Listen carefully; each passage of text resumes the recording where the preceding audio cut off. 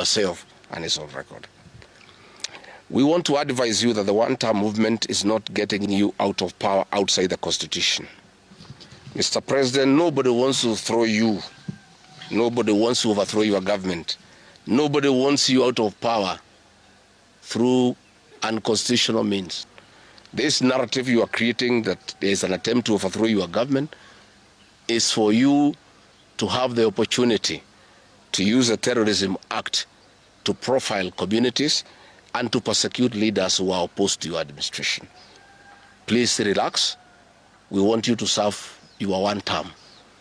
Nobody wants you out of government unconstitutionally. Nobody has any plan to overthrow your administration, Mr. President.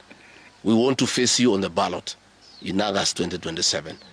So just relax and stop crying wolf that anybody wants you out of office unconstitutionally. There is no leader here who is planning a coup, and none has the capacity. And nobody is interested.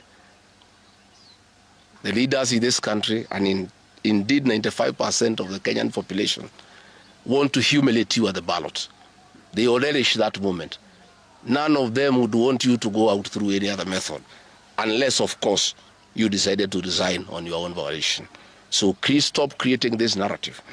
This narrative is to enable you to use anti-terrorism law to persecute leaders and to persecute the Kikuyu community. If you speak out online, Mr. President, you want to use the Terrorism Act to harass people. If you dare challenge your administration, you want to use the Terrorism Act to deal with people who are opposed to your administration. My fellow Kenyans, let us not be deceived.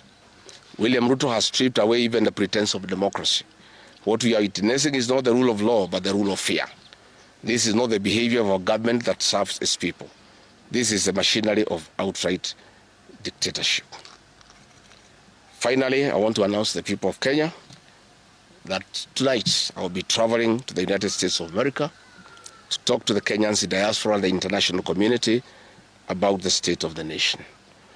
I would have wanted to stay in the country at this very difficult time when our people are under siege, but I have engagements that I'm not able to postpone.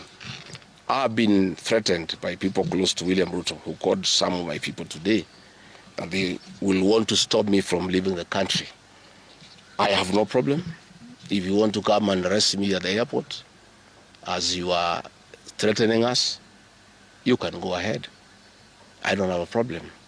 You cannot sell fear to us. You know, even if you sold us fear, we cannot buy. You know, and therefore, as I'm out of the country, unless I'm stopped from going, and if I'm stopped from going, I'm still okay. I'll be here because this is my country.